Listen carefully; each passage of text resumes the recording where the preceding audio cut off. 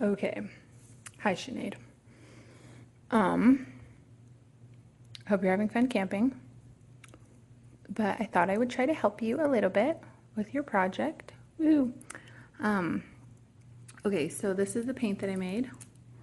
I think that the problem was you might have mixed it wrong. I'm not sure what mix you used, but this is 3 parts paint to 1 part plaster Paris. And then it kind of looks like that. And then it's supposed to go on the wood, like pretty thick like that, so that you don't have to do all that work that you were doing. And like it's like supposed to be just almost completely covered after 1 coat. And then your second coat is supposed to completely cover it, depending on the look you're going for. But anyway, and then you just kind of like push really hard to get in those little grooves. And then paint.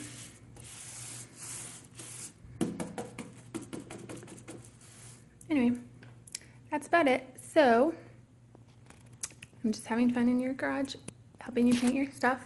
Eee. Sorry, I'm kind of gross right now. But anyway, I hope you like it, and I hope that it turns out when I'm done. Bye. Okay, so I ran out of paint. So I figured it was probably a good time to show you exactly how I make it. Okay, so sorry, I'm kind of tired. It's like, I think it's like midnight. I don't know.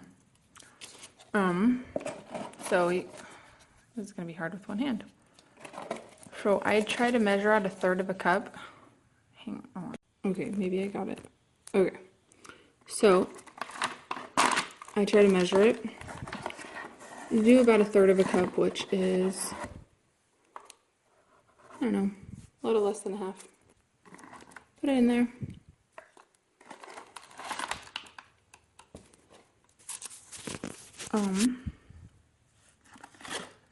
And that's mixed with the old paint. And then just get like a little bit of water in there to dampen it. Just enough so that it gets dissolved without going too crazy. And then just mix it really, really well. Try to get any clumps out, because if you leave clumps, they're going to turn to like hard as rock clumps when you mix the paint in. So I just try to get all of the clumps out. This is kind of messy because there's already paint in there, but anyway, like that. So 1/3 of a cup with a little tiny bit of water, and then here's your measuring cup. And then you need to measure 1 cup of paint.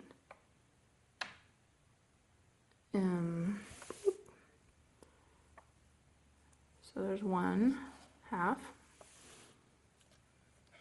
and then another half. Okay. And those weren't like all the way full, so I'm gonna add a little bit extra.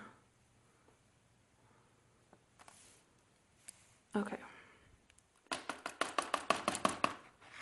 And then go wash out your kitchen measuring cup in the sink. And then, so there's the paint and a plaster of Paris, and then you just mix it really, really good. And that is how you make homemade chalk paint. And then I'll show you what this looks like so far, actually, of what I did. Okay. So here's the headboard part. I think this is 2 full coats. I think I had to do maybe 3 on a couple of little spots. So there's the headboard, and I'm working on the footboard, the back side of the footboard actually, right now. So I did that part down there, and then I ran out of paint, so I need to do this part. I probably made actually way too much paint to just do the rest of that. But you can have the extras, and then those sideboards are done too. So it's coming along. I think I'll make another video when it's time to do sanding and waxing. Probably in the morning though, because It's getting late. Okay, good morning. It's morning now. Sorry, I'm eating, but I want to show you how to do sanding. I use two kinds of sandpaper. This one's 100. I just got this at Walmart in the sheets. 100 and same one in this. Oh, it doesn't say on the back, but it's 220. I just ripped it. The other stuff says it. So this one's 220 and then this one's 100. So I start with the 100 and I get all of the edges that you want to distress. Like you just take your sandpaper. I can't push really hard with one hand.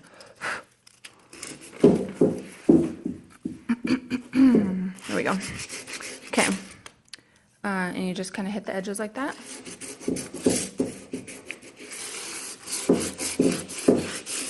All the way down. And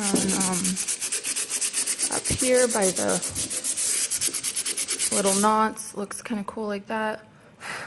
And the top's a little hard to get under in there.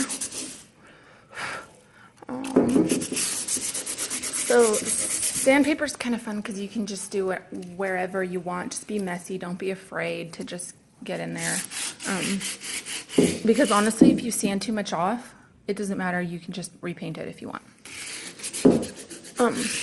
But if you're going for the distressed, shabby chic look, it looks cool when you mess up anyways. So do that with 100. And then get all that away. And then after you get all of the edges that you want, that's when I come around with the 220. It's really fine. And chalk paint leaves like a kind of a gritty finish, and you can feel all of the brush strokes. So I like to fold this in half and just like long and go over it.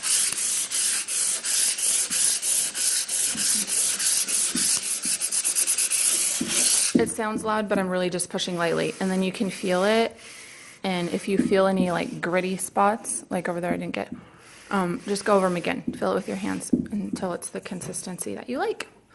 And then you do all of that for your whole piece, and then we're gonna wax next.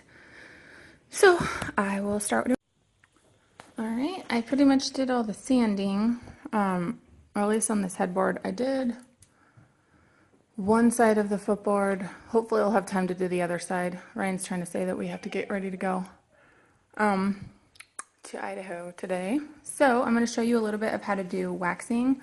I'm not sure what kind of wax you got. Oh, I have a sock in my hand. But this is the kind I always use for clear wax. Min wax, paste finishing wax in natural. And it's pretty much clear. It looks like that, and but it really does go on clear. So you can use it right out of the box like me. Oh, that's kind of too much. Or you can put it on a plate. Be messy like me. Okay, so I just do a sock, honestly. Sometimes I use a brush, but this is so big and long I can just use a sock. So you just put it on and rub it in like lotion. Like you need to get it in all of the crevices really deep. This is where a brush comes in handy, because it can get in all of these like little tiny things. And you just rub it in, and then yeah, rub it until you can't feel it anymore, and it just kind of soaks in like lotion does to your skin. And then you just kind of work in smaller areas, circles, rub it into the grain. Your sanding should be all done by now, but you can sand after you wax, but you can't paint after you wax because it seals the paint unless you sand all the wax off. So anyway, I think you're really gonna like how it feels. I can't feel it right now because the sock's on my hand, but it just makes it feel so much more buttery and smooth. And then if you get like a handprint or a footprint on, you can just wipe it off in the future. Whereas if paint, you get it on the actual paint, it stains it. So do at least one coat of wax. I usually like to do 2, but you have to wait 24 hours in between each coat.